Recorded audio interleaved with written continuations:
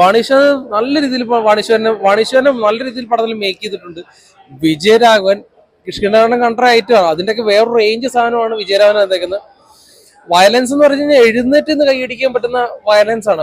ഒരു തലതെറിച്ചൊരു അച്ചായൻ നസ്രാണിയാണ് ദിലീഷ് പോത്തിന്റെ ഇതിന്റെ അകത്ത് വന്നേക്കുന്നത്. പൊളിപ്പടം. ബാച്ചിലർ പാർട്ടിയുടെ ഒക്കെ തന്നെ വേറൊരു റേഞ്ച് സാധനം. പക്ഷെ ആ റൈഫിൾ ക്ലബ് എന്ന് പറയുന്ന ഒരു ഐറ്റത്തിനുള്ള എല്ലാ എലമെന്റ്സും ഉണ്ട്. ആ റൈഫിളിന്റെ ആയിട്ടുള്ള എല്ലാം അവർ യൂസ് ചെയ്തിട്ടുണ്ട്. Must watch theatre experience ആയിട്ടുമാണ്.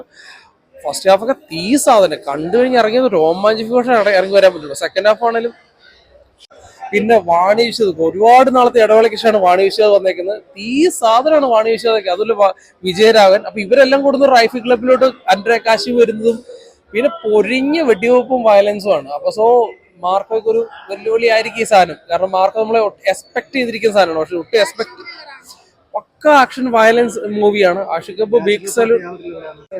Rifle Club ഒരു എന്റർടൈൻമെന്റ് സിനിമയാണ്. ഫൈറ്റ് ഉണ്ട്, ഫാന്റസി ഉണ്ട്, എക്സ്പീരിയൻഷ്യൽ മൂവിയാണ്. ഒരു വൺ ടൈം വാച്ചബിൾ മൂവിയാണ്. അത് 2 വർഷം കാണാറുണ്ട്, പക്ഷേ വൺ ടൈം വാച്ചബിൾ ആണ്. ആഷിഖ് കപൂറിന്റെ സ്ഥിരം സിനിമകളിൽ നിന്നും ഈ സിനിമ തീർത്തും വ്യത്യസ്തമാണ്. കാരണം ഗൺഷോട്ടും ഓരോ ആക്ഷൻ സീക്വൻസും പിന്നെ ഓരോരോ ഫ്രെയിം വർക്കുകളും എല്ലാം കൊണ്ടും തന്നെ ഒരു സിനിമാറ്റിക്കൽ മൂഡാണ്. ഇതാണ് സിനിമ എന്ന് പറയുന്നത്. കാരണം കുറെ സിനിമകൾ ഇറങ്ങുന്നുണ്ട് എല്ലാ വെള്ളിയാഴ്ചയും, പക്ഷെ ഇത് ഒരു ടിപ്പിക്കൽ സിനിമയെന്ന് തന്നെ പറയാം. കാരണം തിയേറ്ററിക്കൽ എക്സ്പീരിയൻസ് വേണ്ട ഒരു സിനിമയാണ്. കാരണം വിജയരാഘവൻ ചേട്ടനൊക്കെ ഗംഭീരമായിട്ട് ചെയ്തിട്ടുണ്ട്. കാരണം ഒരുപാട് നല്ല ശേഷം ഒരു ക്യാരക്ടർ കിട്ടിക്കണം. പിന്നെ സുരഭി ചേച്ചി ആണെങ്കിലും പിന്നെ മാണിച്ചേച്ചിയുടെ ഒക്കെ ഒരു കൺഫൈറ്റ് ഒക്കെ രോമാഞ്ചം. കാരണം ദിലീഷ് പോത്തനൊക്കെ ഒരു ഫൈറ്റ് ഒക്കെ കാണുമ്പോൾ ഭയങ്കര ഒരു രസമായിട്ട് വരുന്നുണ്ട്.